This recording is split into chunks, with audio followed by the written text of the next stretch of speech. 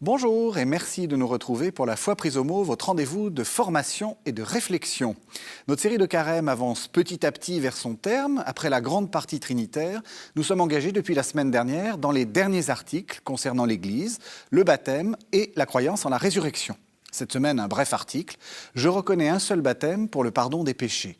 Alors pourquoi cette insistance sur la reconnaissance de l'unicité du baptême et pourquoi le baptême intervient-il dans le pardon des péchés? Et évidemment, pourquoi est-ce que c'est si important pour que cela fasse partie du credo?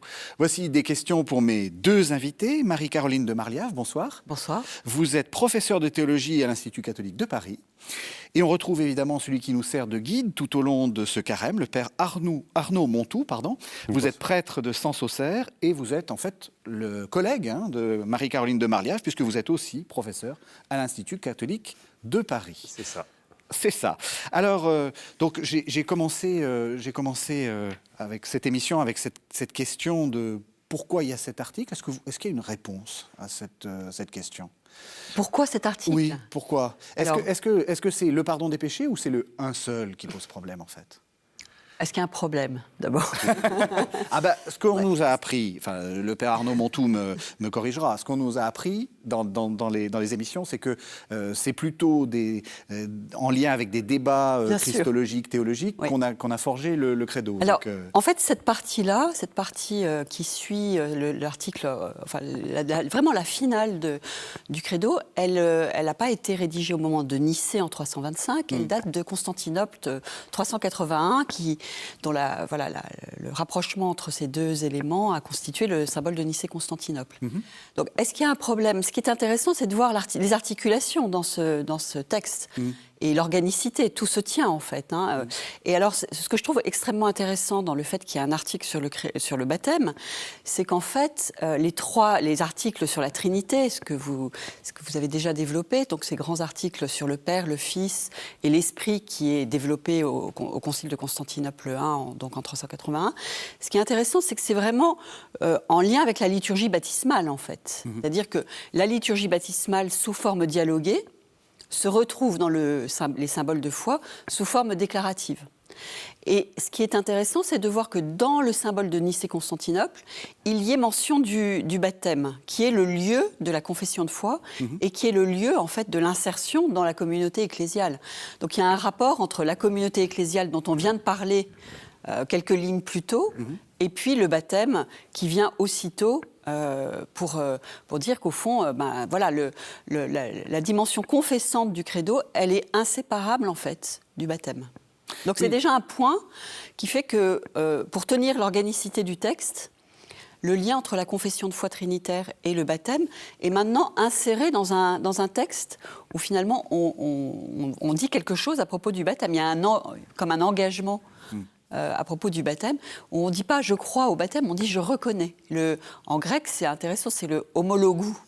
Voilà. Alors ça, c'est quelque chose, père Arnaud Montou, qu'on a peut-être, sur lequel on a moins insisté lors des premières émissions sur le Père, le Fils, l'Esprit. C'est effectivement le caractère très rituel, liturgique de ces articles, parce qu'il faut peut-être rappeler aux téléspectateurs qui l'ont oublié, parce que leur baptême était loin, qu'on fait c'est un dialogue, en fait, la liturgie baptismale.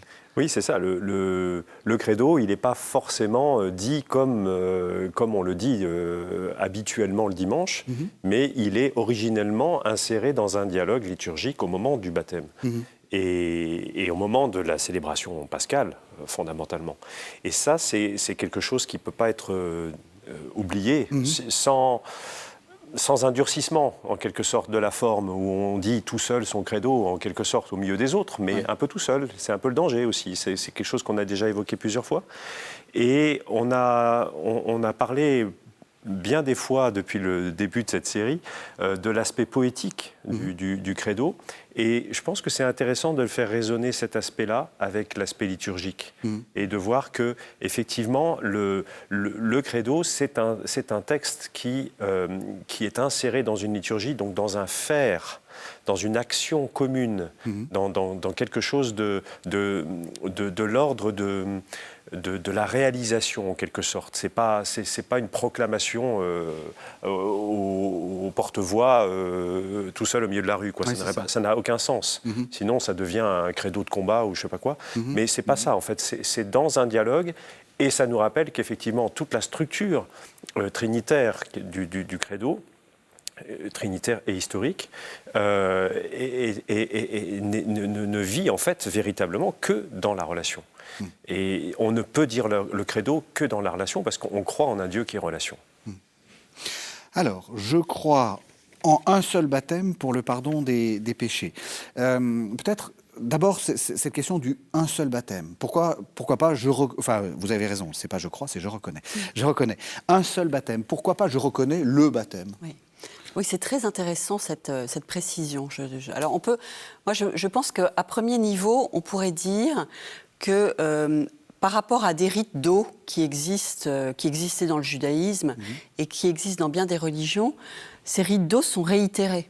C'est-à-dire qu'il faut en fait des ablutions rituelles ou des bains de purification. En fait, voilà, on les réitère. Donc déjà, de dire un seul baptême, ça veut dire que le bain baptismal, qui est quand même la plongée dans le mystère pascal, en fait, voilà, c'est un acte un peu inaugural d'entrer dans la communauté ecclésiale, d'entrer dans la vie chrétienne. Et cet acte initiatique, cette initiation, elle est le commencement de quelque chose, elle aura à s'actualiser dans l'existence, mais voilà, c'est une fois pour toutes. Donc c'est par distinction avec d'autres formes de ritualité. Ça, c'est pour moi le premier point qui justifie ce un seul. Et je pense que c'est important. Deuxième point, on peut le lire aussi dans une perspective ecclésiologique, c'est-à-dire que c'est le baptême, et le baptême dans son unicité qui constitue en fait, qui nous constitue chrétiens, quelles que soient finalement nos fonctions, nos ministères dans l'Église. Un seul baptême, je reconnais un seul baptême pour le pardon des péchés, ça dit quelque chose sur une égalité entre les chrétiens. Voilà, il y a un seul baptême, il y a un seul type d'acte liturgique, rituel d'initiation. C'est important ce que vous dites, parce que c'est vrai que c'est là-dessus, par exemple, que le Concile va s'appuyer, le Concile de Vatican II va s'appuyer pour dire que nous sommes tous rois, prophètes, etc., et prêtres. C'est cette unique... le sacerdoce commun. Sacerdoce commun, voilà, ça. Des baptisés. Oui. Donc de fait, là, je pense qu'il y a quelque chose aussi d'intéressant. Et puis dans une perspective œcuménique, de dire un seul baptême, c'est aussi une possibilité de dialogue œcuménique, parce qu'en fait, s'il y a un seul baptême, eh bien, dans le mystère pascal, eh bien, tous ceux qui sont baptisés, il n'y a pas de besoin de réitérer le baptême. Alors, vous savez que la question du seul baptême, elle s'est posée aussi dans le cadre des persécutions chrétiennes et des apostasies. Donc c'est aussi historiquement un élément intéressant. Où la question était, faut-il rebaptiser ceux qui, sous la torture en fait... le rebaptême des hérétiques. Voilà, on reniait le Christ. C'était plutôt des apostats que des hérétiques. Et donc en fait, l'idée c'est, non, un seul baptême. Et pour moi, ça résonne avec la phrase de saint Paul dans l'Épître aux Romains que j'aime énormément, c'est « Les dons et l'appel de Dieu sont sans repentance ». C'est-à-dire quand Dieu donne... il donne pour toujours, et donc il n'y a pas à être rebaptisé, quelles que soient les épreuves et les reniements, qui ne sont pas simplement des reniements dans des conditions dramatiques telles que c'est évoqué dans les premiers temps de l'Église, mais nous tous, enfin moi j'estime que nous sommes, enfin moi-même, on est toujours guettés par une forme d'apostasie, enfin voilà, de doute en tout cas, de rupture de relation. C'est la suite de l'article, voilà, de rupture de relation. Et s'il fallait être rebaptisé à chaque fois qu'il y a rupture de relation, ça serait problématique.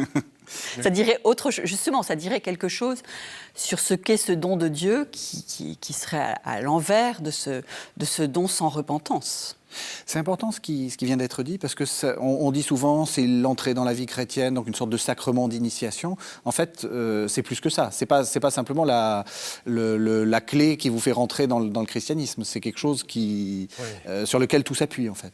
Oui, tout à fait. Et je suis très sensible à ce qui vient d'être dit, en particulier sur cette idée que c'est fait une fois pour toutes. Une fois pour toutes. Enfin, ça aussi, ça résonne bien sûr avec l'Écriture. Et il nous a sauvés une fois. C'est fait une fois pour toutes et ça n'a pas à être réitéré. Et on passe notre temps, malheureusement, à y revenir. Malheureusement, je suis assez d'accord sur les dangers d'apostasie, parce que Parlez pour vous. On le dirait pas. Oui, c'est ça. En tout cas, je parle pour moi. Mais c'est un danger permanent, effectivement, de remettre en question ce qu'il a fait. Oui. Alors, évidemment, on va maquiller ça sur le fait que c'est de ma faute, c'est à cause de moi que c'est remis en cause. Mais en fait, ça nous renvoie à notre difficulté à faire confiance à Dieu et à son œuvre. Oui. Et on peut déguiser ça sous nos sentiments d'être indigne, d'avoir remis en cause ce que Dieu a fait pour moi, etc. Mais en fait, s'il l'a fait, il l'a fait. Et s'il me sauve, il me sauve. Alors, si je refuse son salut, effectivement, si mes questionnements vont jusqu'à me faire repousser Dieu, alors on a déjà beaucoup parlé de Marie-Noël. Hein. Mais à chaque fois, j'y reviens parce qu'il y a toujours quelque chose qui me ramène. C'est votre péché mignon. Mais c'est ça. C'est ça. Mais Marie-Noël a vécu dans cette grande inquiétude vis-à-vis de ce danger de repousser Dieu au dernier instant. Et souvent, elle le dit dans ses écrits. Elle avait peur d'être apostole à la fin de sa vie. Oui, elle avait peur de ça. Et elle disait, est-ce qu'il me restera assez de force ? Est-ce que vous me tiendrez suffisamment au-dessus du vide pour que je continue à vous accueillir et à ne pas vous repousser ? Et elle le disait dans une grande foi, mais ça, c'est une foi réelle et profonde qui peut garder en elle-même cette inquiétude, mais il faut qu'on l'identifie en tout cas, se rendre compte qu'en nous, il y a toujours le danger de ne pas croire à ce que Dieu a fait pour nous. Et je pense que c'est vraiment au cœur de notre... C'est une grande foi, c'est surtout une grande humilité, parce qu'on peut dire que sa vie quand même a été plutôt... elle est plutôt dans la foi. Oui, et donc que quelqu'un d'aussi, j'allais dire, d'aussi... Alors je ne sais pas si elle était sainte ou parfaite ou je ne sais pas quoi, mais c'est très humble de dire ça. C'est-à-dire que jusqu'au dernier moment, on peut avoir des doutes. Je pense que ça participe à sa sainteté, contrairement à ce que certains pensent. Parce que certains pensent que quand on doute, on n'est justement pas saint. Alors que c'est, à mon avis... C'est tout l'inverse. C'est tout l'inverse. Un peu l'inverse. C'est tout l'inverse. Alors, l'un comme l'autre, vous insistez sur rentrer dans le mystère pascal. Alors ça tombe bien, on est en plus, l'émission est diffusée pour la première fois pour le dimanche des Rameaux, donc là on rentre dans le mystère pascal. Quel lien vous faites avec ça ? Parce qu'on me parle d'un rite d'eau et on me parle des péchés. On m'a pas parlé de Pâques jusqu'à présent. Oui. Alors, qu'est-ce que c'est que le baptême ? J'allais vous demander. C'est ça la question. J'allais vous le demander. Au fond, c'est ça la question. C'est ça. Qu'est-ce que c'est que le baptême chrétien ? Sinon, finalement, une configuration au Christ mort et ressuscité, une plongée dans la mort du Christ, mort et résurrection, étant inséparables, en fait. Le mystère pascal, c'est un tout, mort-résurrection. Donc, le baptême, c'est quoi ? C'est une plongée dans le mystère de la mort et de la résurrection du Christ. C'est pas très drôle ça, parce que d'habitude quand on imagine le baptême, on imagine les dragées, c'est un moment très heureux. Là, vous cassez un peu l'ambiance. Alors, ça rejoint la symbolique de l'eau, parce que la symbolique de l'eau, elle est très ambiguë, enfin, elle est double, comme souvent beaucoup de symboliques.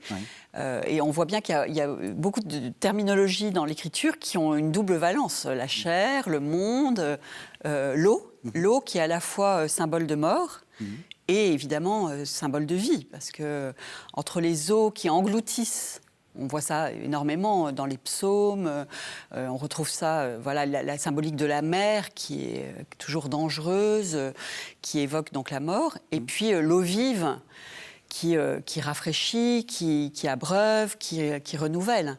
Donc en fait, dans l'eau du baptême, la place importante évidemment qu'occupe l'eau dans le rituel, puisque baptiser ça veut dire plonger, eh bien on a cette double valence de l'eau qui est à la fois qui est évocatrice de mort et qui est évocatrice de vie. Et de fait, il n'y a pas de résurrection, j'ai envie de dire, sans ce passage qui met fin à l'existence terrestre du Christ, comme elle mettra fin à notre existence, mais pour nous faire entrer dans la plénitude de la vie de Dieu. Et c'est ça le baptême, en fait. Donc il faut comprendre le baptême comme une association à la mort du Christ ? On peut aller jusque-là ? Oui, association au mystère pascal. Je pense que c'est ça, être chrétien, en fait. C'est être associé au mystère du Christ. C'est pour ça que la dimension, que le deuxième article du Credo est tellement développé, qui a toute cette... on aurait pu se contenter de dire je crois au Fils de Dieu, voilà. Mais non, en fait, il y a tout le développement kérigmatique, enfin tout le développement sur le Christ, qui est vraiment l'article le plus développé en fait du Credo. Et c'est bien une manière de nous dire que même, je dirais géographiquement dans l'économie d'ensemble du texte, la partie sur le Christ, elle est au centre. Et le baptême, en fait, tout ce qui suit après. Alors, il ne faut pas oublier l'Esprit Saint, qui est quand même un élément On a longuement parlé. très important. Oui. Mais voilà, toute la partie qui suit, en fait, est complètement liée au mystère pascal, parce que le baptême pour le pardon des péchés, la résurrection des morts, la vie du monde à venir, c'est lié à la résurrection du Christ. Vous êtes d'accord, Père Arnaud Bontou ? Oui, je suis entièrement d'accord et ça me fait penser à ces nombreuses équipes de préparation au baptême que j'ai accompagnées quand j'étais en paroisse dans mon diocèse et qui ont dû souvent se battre pour faire passer cette idée que justement le baptême c'était sans doute plus profond, sans faire de mauvais jeu de mots, comme plonger, que ce qu'on en dit habituellement, l'histoire des dragées, et voilà, et puis parce qu'on est naturellement conduit à l'idée que le baptême, voilà, c'est l'entrée dans la vie de Dieu, et c'est déjà pas mal, c'est déjà pas mal de dire ça. Mais il y a cet élément, ce corollaire qui est indissociable. Résurrection, oui, mais passion, mort et résurrection.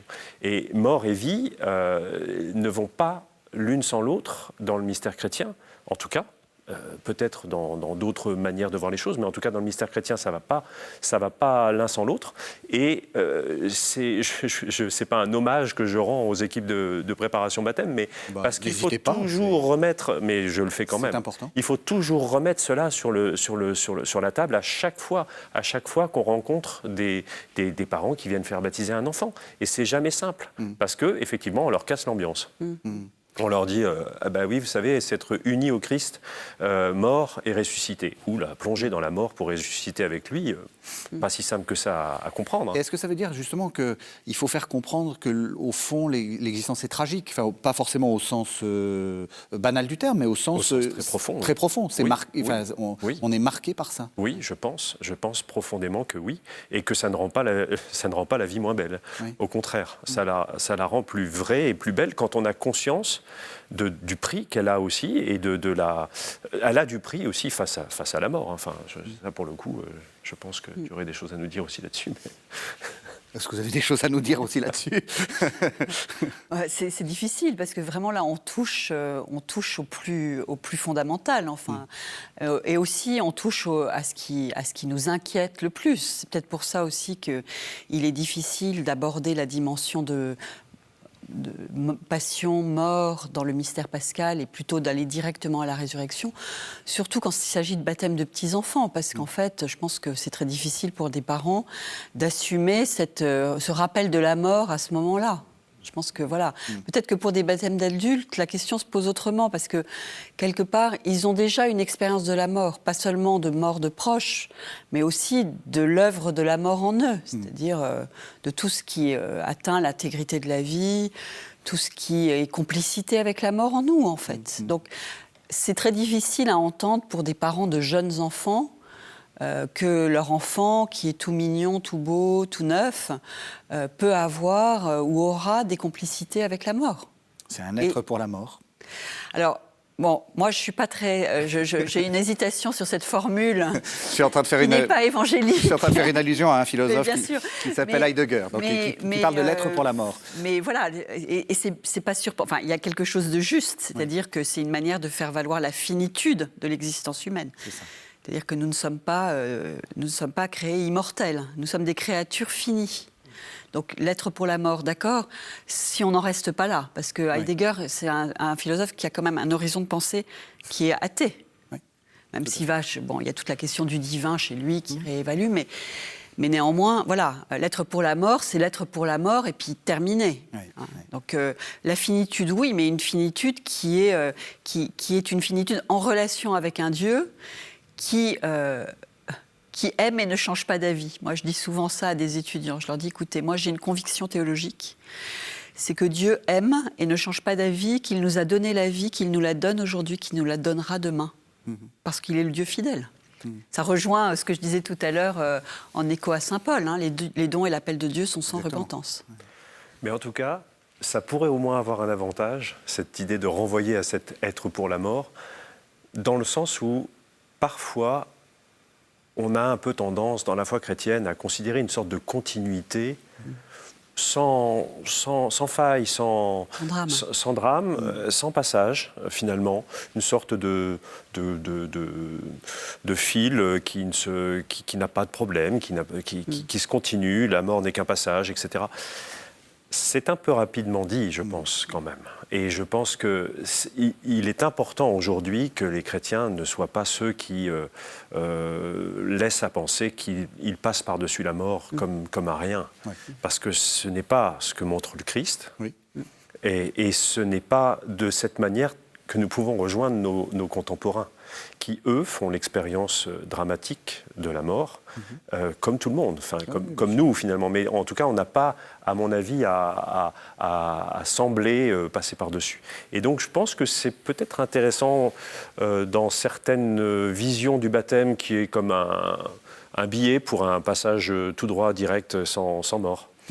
Oui, c'est ça. C'est un peu ce que je visais aussi dans l'idée du rite d'entrée. C'est un peu le ticket d'entrée dans la congrégation des baptisés. Et puis, voilà, il n'y a plus qu'à passer, et puis c'est bon. Ouais. Oui, c'est ça. Et par contre, effectivement, alors si on entend le baptême comme passage par la mort, c'est vrai qu'il y a cette idée que, étrangement, hein, la mort, quand on a été baptisé, finalement, la mort est déjà derrière nous. Elle est aussi devant, mais elle est déjà derrière. Il y a quelque chose, on est entre deux morts. Oui, c'est ça. C'est ça, ouais. Mais il y a quelque chose d'étonnant là-dedans, je trouve. Que la mort n'est plus seulement dans une perspective de l'horizon de mon existence terrestre, mais que j'ai déjà franchi la mort avec le Christ, par le Christ, dans le Christ.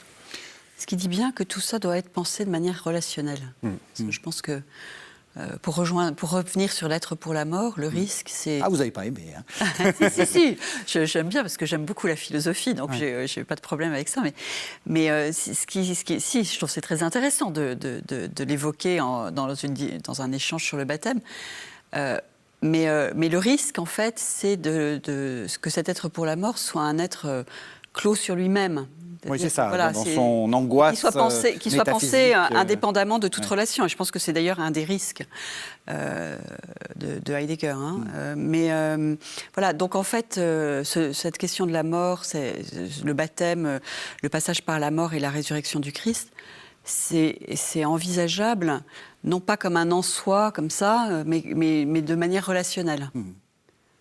Alors je continue à casser un peu l'ambiance avec, mais oui, parce que c'est un baptême pour le pardon des péchés. Oui. Alors peut-être, donc là on voit qu'on va être sur quelque chose de très christologique en fait. Hein. On est parti sur le baptême, mais en fait on va arriver sur le Christ. Peut-être revenons un peu en arrière. C'est quoi le péché? Marie-Caroline de Marliave, qu'est-ce que le péché? Alors, dans le prolongement de ce qu'on s'est dit, je pense que pour le coup, c'est le refus de la relation. C'est en fait l'homme qui se veut sans relation avec un autre. Et je pense que de fait, là, pour le coup, pour moi, c'est vraiment ça qui caractérise le péché. C'est cette volonté d'être à soi-même son origine et sa fin. c'est si grave que ça. Parce que ce qui est beaucoup plus grave, c'est la bonne bouffe, les bons cigares, les bons... Enfin, je veux dire, quand on pense à péché, on pense à des trucs très corporels et très concrets. Vous pensez à ça, vous? Je lui pose la question. Certains pensent ça, en tout cas. Je lui pose la question. Mais oui, bien sûr. C'est quelque chose, là aussi, qu'il faut sans arrêt rappeler. Alors pour le coup, j'ai des réminiscences de célébrations de baptême.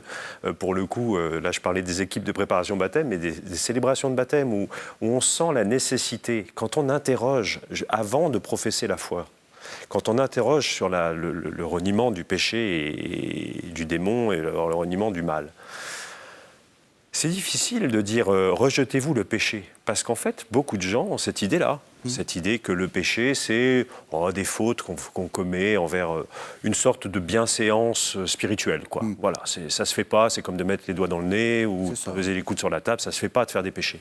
Alors qu'en fait, c'est tellement plus grave, mais tellement plus grave, parce que justement, ça touche à la relation. Et quand on voit certains discours sur le péché, ça n'a pas grand-chose à voir avec la relation. C'est vraiment, est-ce que vous êtes bien propre, quoi? Est-ce que vous êtes bien propre sur vous? Est-ce que vous êtes bien propre à l'intérieur? Est-ce qu'on a fait le grand ménage? C'est affligeant, en fait. Au fond, c'est affligeant. Le problème du péché est tellement grave, il est tellement profond dans notre vie et dans la vie du monde. Enfin, il n'y a qu'à voir toute la souffrance qu'il peut y avoir dans le monde à cause du péché, à cause de ce refus de relation, à cause de ces ruptures de relation, que tremper le péché, l'idée du péché dans cette sauce-là, ça n'a vraiment aucun intérêt. À moins que cette sauce-là soit la conséquence du refus de la relation. Alors allez-y. Non, mais aller manger du chocolat... C'est pas grave. C'est pas grave si, justement... Rassurez-nous, s'il vous plaît. Non, parce que alors, dans ce cas-là, je suis mal partie. Mais ça peut être une manière aussi au détriment de l'autre, en fait. Et dans ce cas-là, c'est pécadilles, peut-être, deviennent problématiques quand elles sont des symptômes, justement, d'un égoïsme, d'un refus de relation.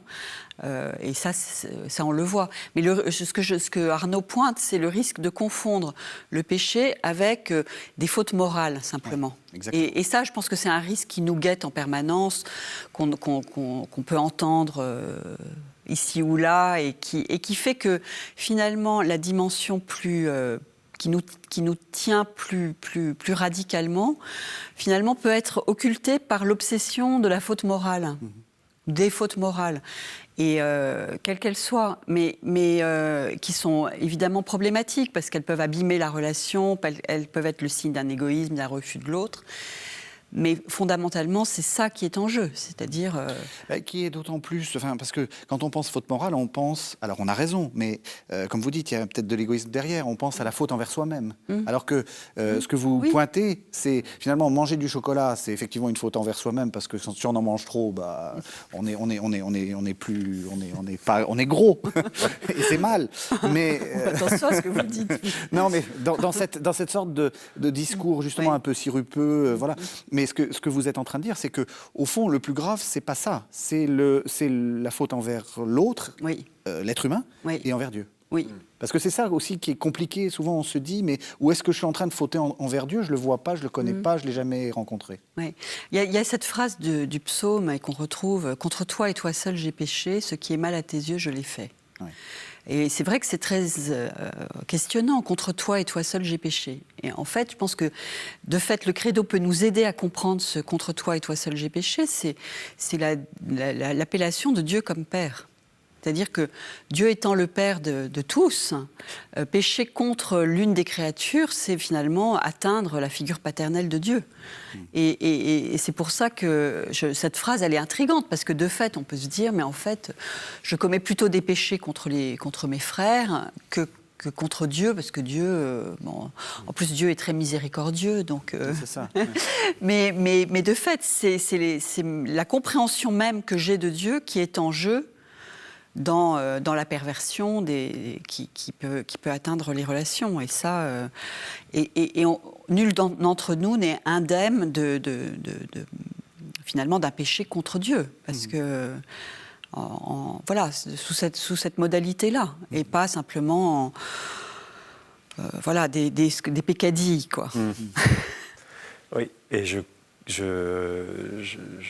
en entendant ça, je me dis que si le péché est contre Dieu seul, à partir du moment où je commets une rupture, une violence, quelque chose de mal vis-à-vis d'un frère ou d'une créature, parce qu'aujourd'hui on élargit un peu le péché écologique, ça existe, l'idée, voilà, c'est ça. C'est plus large que les relations humaines. Peut-être qu'aussi, justement, comme tu viens de le dire, ça nous aide à comprendre que ça va impacter à la fin notre manière d'être en relation, non plus seulement avec les êtres, mais aussi avec les choses. Et donc, la relation avec les choses, quand elle est mal vécue, quand elle est mal interprétée, mal utilisée, elle découle sans doute, effectivement, d'une mauvaise relation avec les frères et avec Dieu. Et inversement, peut-être qu'à l'intérieur de chaque relation, y compris avec des choses, avec des objets, on doit aussi se dire qu'il y a la possibilité d'en faire un instrument de retournement et même de grâce. C'est-à-dire qu'à travers certaines choses que certains vont dire « Ah, c'est un péché systématiquement », alors qu'en fait, non, c'est la manière d'être en relation avec cette chose qui va refléter quelque chose de l'ordre d'une recherche intérieure, d'être en relation avec les autres et avec Dieu. Et alors là, tout devient transfigurable d'une certaine manière. Tout devient transformable en lumière. C'est magnifique. C'est la capacité qui est donnée aux enfants de Dieu aussi, sans doute. Alors, pour revenir au baptême, en quoi le baptême est pour le pardon des péchés? C'est d'ailleurs assez curieux comme expression. Hein. On ne nous dit pas pour effectuer le pardon des péchés, on pense que c'est sous-entendu, mais voilà. Et donc, peut-être qu'il faut revenir à ce que vous disiez de la mort du Christ.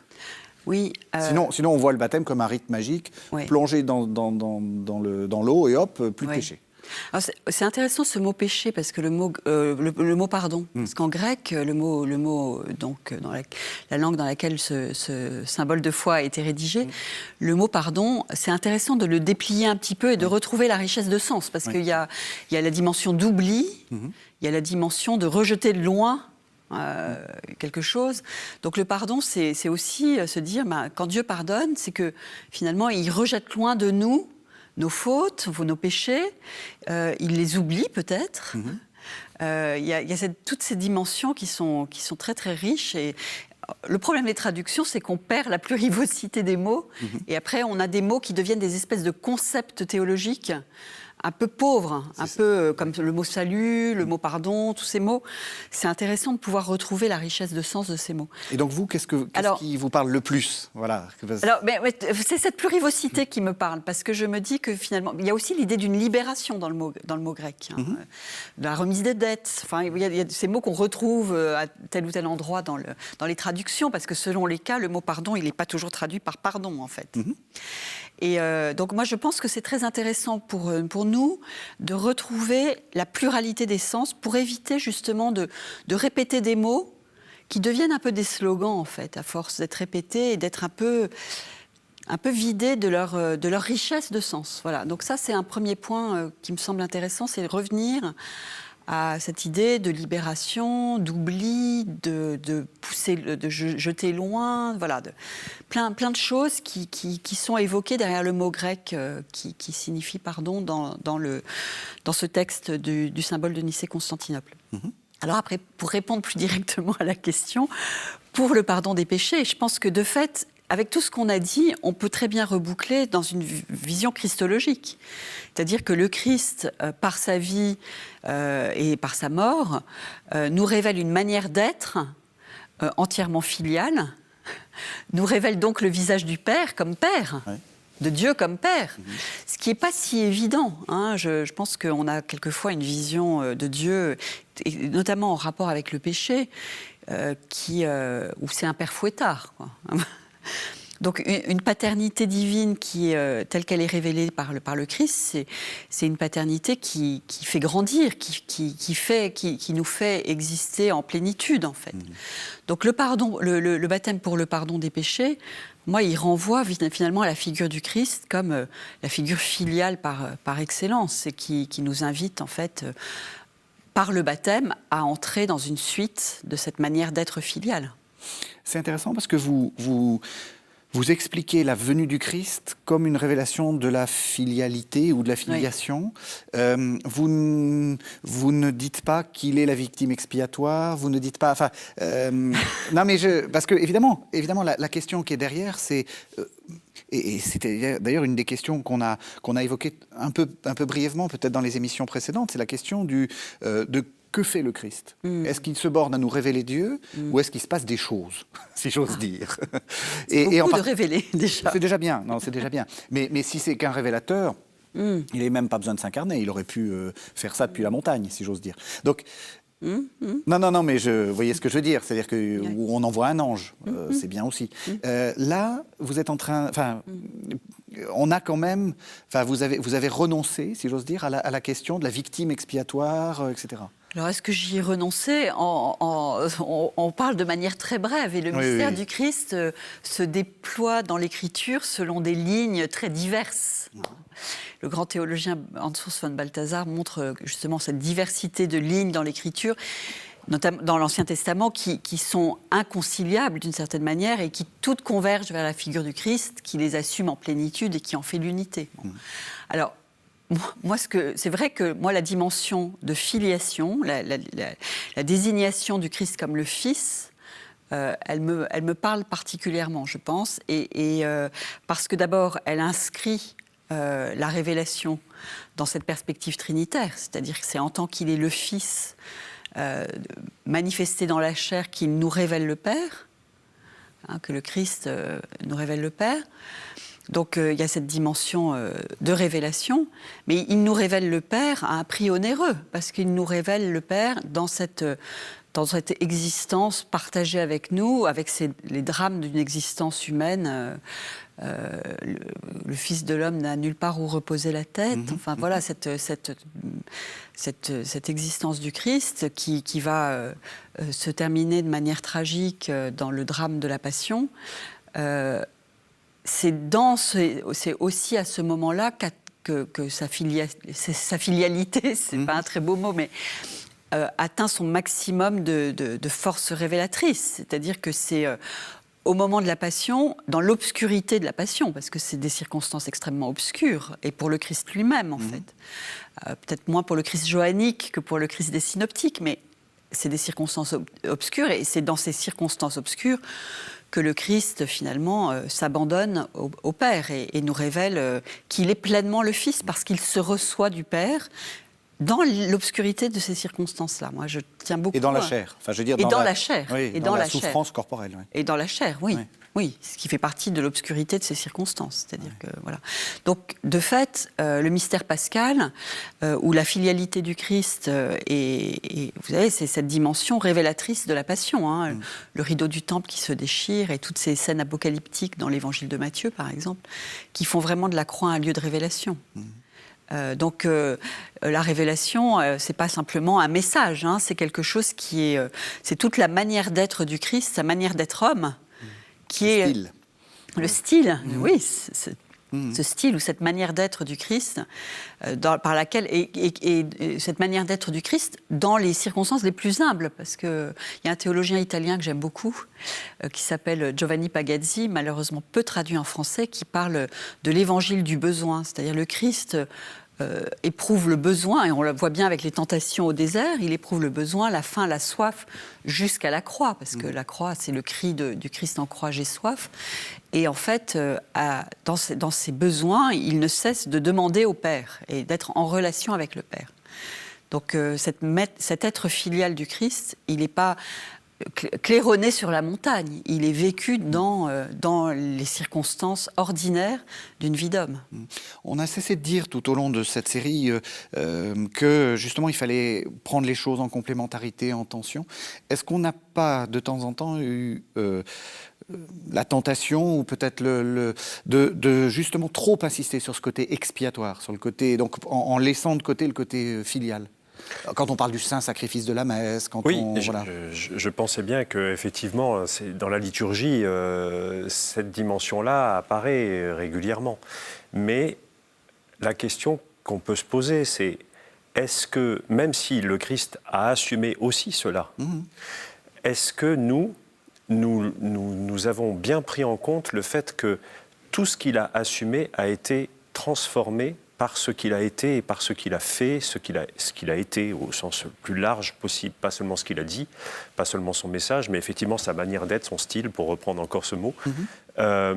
Et donc, peut-être qu'on continue de parler de victimes expiatoires ou de victimes du sacrifice, mais est-ce que nous avons suffisamment mis en contact cette idée-là avec ce qu'il a révélé?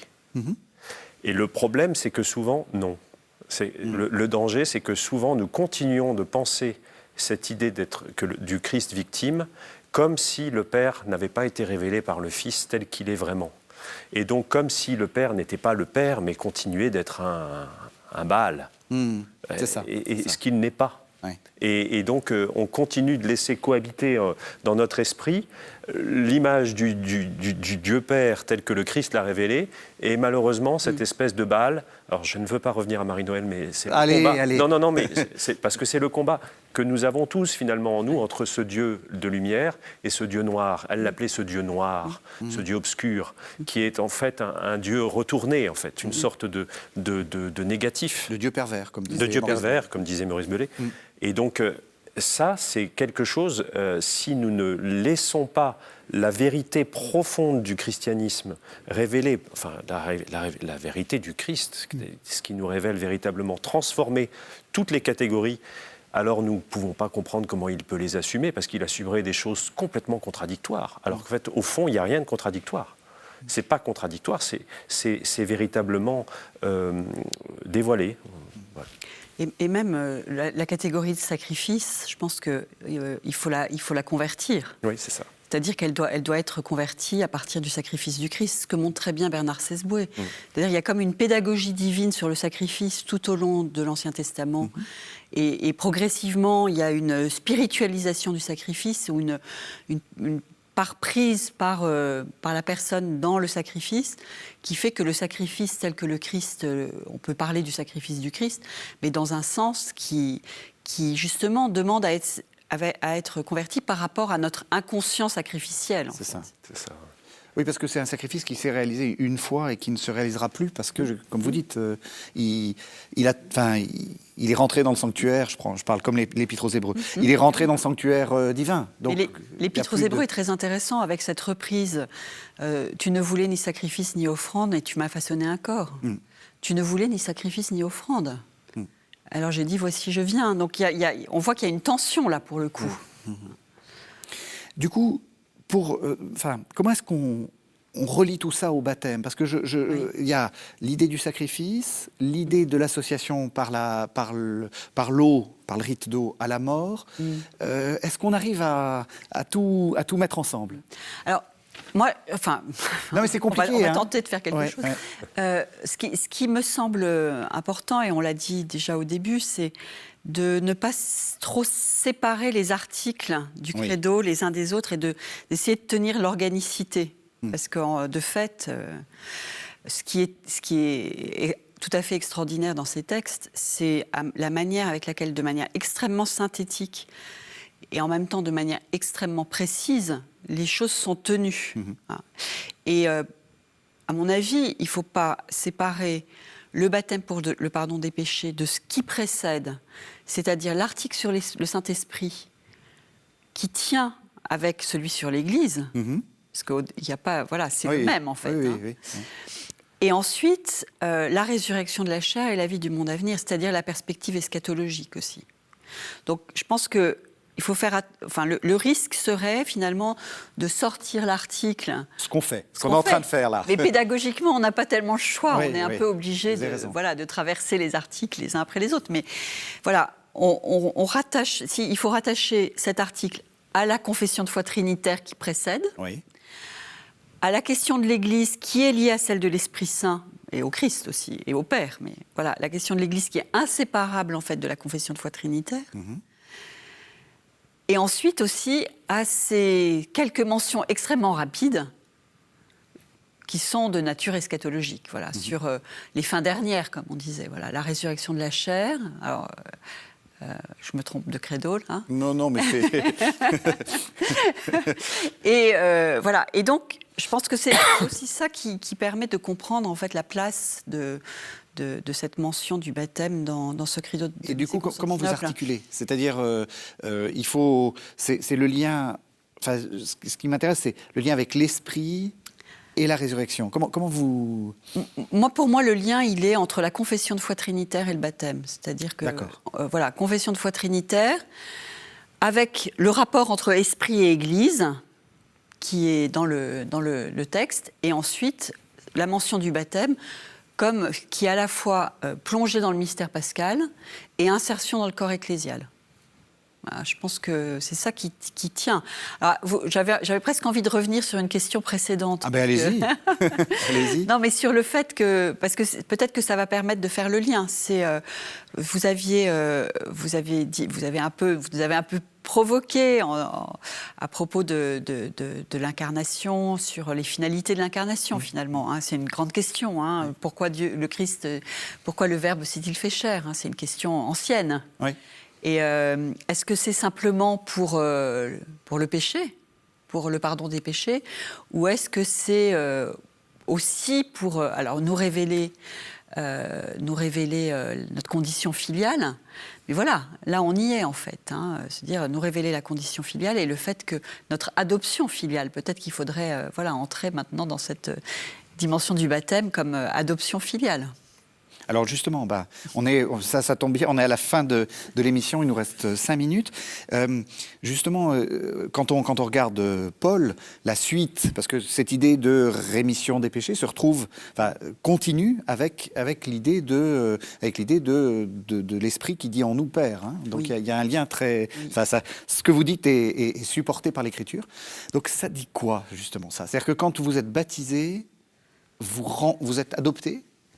Ah oui. D'ailleurs, c'est quelque chose qui est assez facile à dire. Je pense à des familles qui demandent le baptême pour leur enfant. C'est ça, une fois qu'on leur a dit qu'il va bientôt mourir, on leur dit « mais finalement, vous inquiétez pas ». On leur dit que c'est devenir enfant de Dieu. Oui. Donc c'est bien ça la question. Enfant de Dieu, c'est quoi ? C'est devenir fils dans le Fils. Parce qu'en fait, l'adoption filiale, elle passe par le Christ. On ne devient pas simplement enfant de Dieu, comme ça, de manière un peu magique. On devient enfant de Dieu par le Christ, avec le Christ, en suivant le Christ. Alors concrètement, qu'est-ce que ça veut dire ? La suite du Christ ? Oui. Ça, c'est le lieu de vérification, je pense, vraiment. Oui. Le lieu de vérification, c'est un théologien allemand, Johann Baptist Metz, qui dit « Tout discours théologique se vérifie dans la suite du Christ ». Et la suite du Christ, c'est une belle expression qui dynamise ce qu'on disait de manière plus traditionnelle comme imitation du Christ. Et imitation du Christ, le risque, c'est que ce soit un peu statique, ou qu'on essaye d'imiter... D'agir comme Jésus. Une idée qu'on se fait du Christ. Qu'aurait fait Jésus ? Alors que la suite du Christ, ça veut dire que d'abord, le Christ nous précède toujours, qu'on marche à sa suite, que le serviteur n'est pas plus grand que le maître, ce qui met un peu en tension la théologie de l'alter Christus, parce que est-ce qu'on peut être un autre Christ en marchant à la suite du Christ ? Voilà. Donc là, il y a quelque chose d'intéressant, je pense, qui nous dit que finalement, le serviteur n'est jamais plus grand que le maître. Et puis, marcher à la suite du Christ, ça veut dire quoi ? Ça veut dire essayer de vivre le plus filialement possible, en fait, peut-être. C'est pas une mince affaire. Hein. Moi, je dis ça avec crainte et tremblement, parce que, honnêtement, j'y suis pas, quoi. Je vais pas faire une confession publique. Mais, non, mais vous pouvez, on peut la faire, je pense. Mais c'est tous les trois, il n'y a pas de problème. C'est quelque chose qu'on désire, qu'on espère, et qu'il est possible peut-être de faire un peu par la grâce qui est donnée. Je pense que voilà, ce que nous dit aussi le baptême, on revient à la question du don de Dieu, enfin, ce don et l'appel de Dieu qui sont sans repentance, c'est que le don nous précède.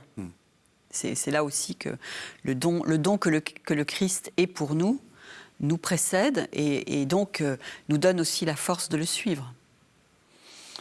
On arrive à la fin de l'émission. Qu'est-ce qu'il faut en retenir ? Ça, c'est déjà pas mal. Hein. Oui. C'est déjà beaucoup. J'ai envie de dire que c'est peut-être suffisant, mais comme j'avais quand même... Je commence à anticiper la question un peu à la 6e. Mais je crois vraiment en écho avec ce qui vient d'être dit que c'est sans doute une invitation pour nous, la méditation autour de cet article, une invitation pour nous à nous souvenir que d'abord, on croit en un seul Dieu. C'est bien au cœur de toute notre méditation pendant ce carême. Et le credo est orienté là-dessus. Un seul sauveur et un seul baptême. Ça nous renvoie évidemment à un seul sauveur, parce qu'un seul baptême, c'est pas juste pour dire on a un baptême commun, c'est un seul baptême, le seul vrai baptême, c'est le baptême du Christ dans la mort et la résurrection. Donc en fait, finalement, un seul mystère pascal, et face auquel, finalement, notre vie avec sa complexité, sa richesse, doit pouvoir s'exprimer, être nous-mêmes à la suite du Christ, et en même temps avec nos péchés, et qu'on traîne avec nous, qui font notre vie aussi, hein, parce que on veut bien s'en débarrasser, on a besoin d'en être pardonné, mais en même temps, on sait très bien à quel point ça participe aussi à notre existence, et on traîne cela avec nous. Il nous a sauvés, et il veut nous libérer du péché, des péchés. Mais en même temps, on a accepté ce chemin qui fait que nos péchés, nous les verrons peut-être aussi un jour dans cette lumière du salut, qui ne les fera peut-être comprendre différemment aussi. Enfin, je pense. Merci à beaucoup. Tous les deux. Merci de nous avoir suivis. Vous savez que vous pouvez retrouver cette émission sur le site internet de la chaîne, www.ktotv.com. Et on se retrouve pour le dernier numéro de cette série de Carême la semaine prochaine.